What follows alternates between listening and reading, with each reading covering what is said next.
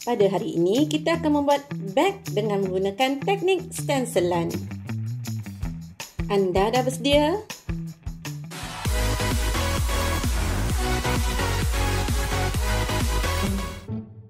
Cikgu akan menunjukkan teknik stencilan dengan menggunakan tema flora. Ini adalah di antara alat dan bahan yang kita perlukan. Gunakan kad atau kertas lukisan yang tebal sebagai blok stencil. Lukiskan motif yang diingini. Cikgu menggunakan motif flora.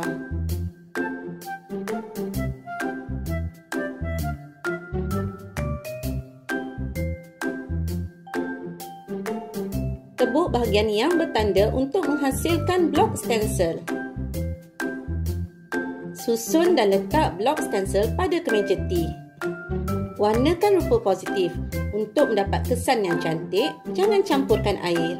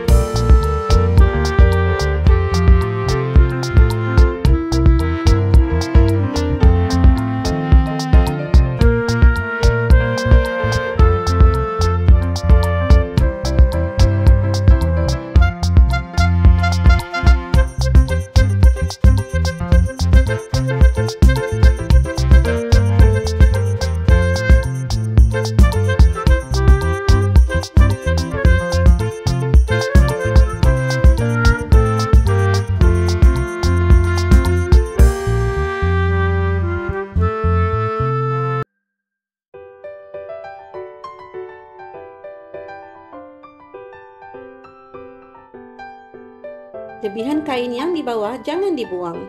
Gunakan lebihan kain yang dipotong untuk mengikat bawah baju dengan kemas dan kuat.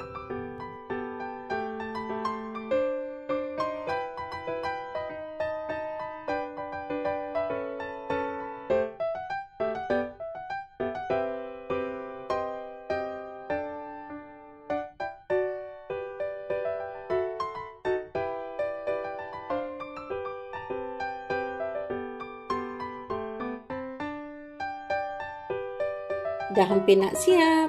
Terbalikkan semula kemeja T.